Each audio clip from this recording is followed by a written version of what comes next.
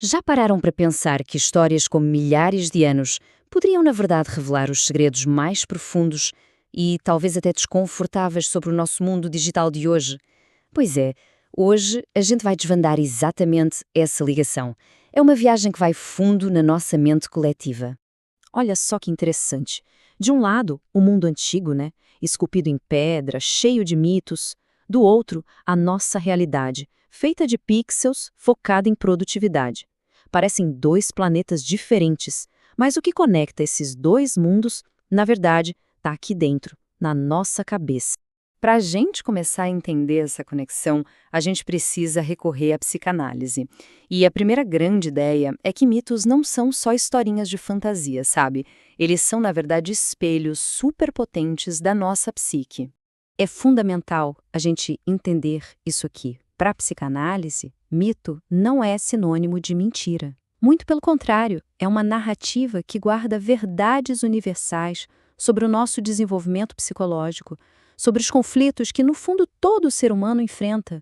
E quem sacou isso de um jeito genial foi o Freud. Ele olhou para essas histórias antigas e percebeu: uau, as nossas lutas internas, sabe? Nossos desejos, medos, culpas, nada disso é só nosso. Tudo isso faz parte de uma história humana muito, mas muito maior. E para ilustrar isso, não tem exemplo melhor, né? A gente vai para o caso mais famoso que o Freud usou para explicar uma parte central da sua teoria. Vamos falar da trágica história de Édipo. A história é bem conhecida. Tem uma profecia terrível, uma tentativa de fugir do destino que, ironicamente, acaba levando direto a ele. Édipo, sem fazer a menor ideia, mata o próprio pai e se casa com a própria mãe. É uma tragédia de enganos e revelações dolorosas. Mas o pulo do gato do Freud foi a interpretação dele. Ele não viu ali só uma tragédia grega. Ele viu uma metáfora poderosíssima para os desejos inconscientes e para os conflitos que moldam a nossa mente desde a infância. Essa mistura de amor, rivalidade e culpa. E é aqui que a gente dá um salto. Essa pergunta muda tudo na nossa análise. E se esse drama interno, essa tensão entre o que a gente quer e o que a gente pode, não for só o motor do indivíduo, mas o motor da civilização inteira? Para explorar essa ideia, a gente traz para a conversa o filósofo Herbert Marcuse. Ele pegou as ideias do Freud sobre esse conflito interno e aplicou à estrutura da sociedade. E os resultados são surpreendentes. A obra principal dele, Eros e Civilização, defende que no coração da sociedade existe uma batalha fundamental, uma tensão que não para e que define tanto o nosso progresso quanto o nosso mal-estar. O Marcuse, se baseando em Freud, descreveu isso como um cabo de guerra dentro da gente.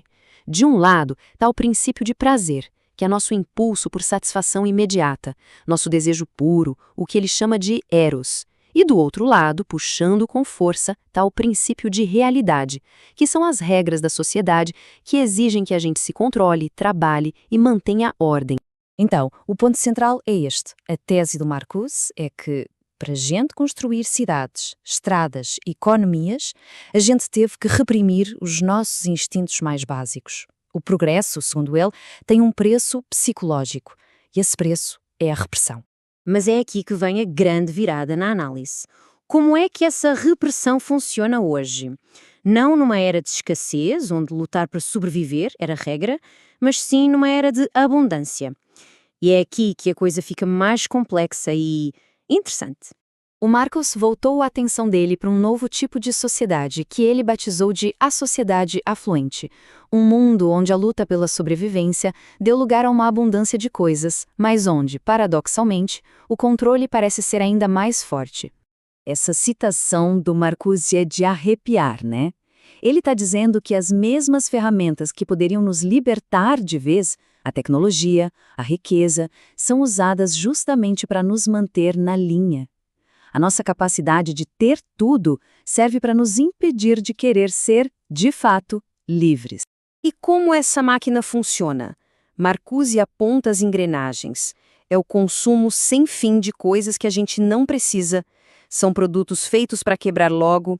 É uma espécie de engenharia social que molda nossos desejos. Até nossa energia sexual e agressiva é canalizada para coisas que não ameaçam o sistema, mantendo todo mundo dócil e distraído. E isso tudo nos leva ao ponto final, que é talvez o mais chocante de todos.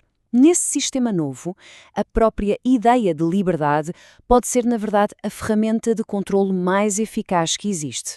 A crítica do Marcuse é que a nossa liberdade hoje é condicional. A gente é livre para escolher entre as opções que o sistema dá. Livres para consumir, para trabalhar, para participar, contanto que a gente continue colaborando, jogando o jogo. Isso tem um nome meio difícil, mas a ideia é poderosa. Heteronomia introjetada. O que isso quer dizer? Basicamente que a gente absorve as regras do sistema tão fundo, mas tão fundo, que elas começam a parecer que são as nossas próprias escolhas, os nossos próprios desejos. A gente vira o nosso próprio polícia.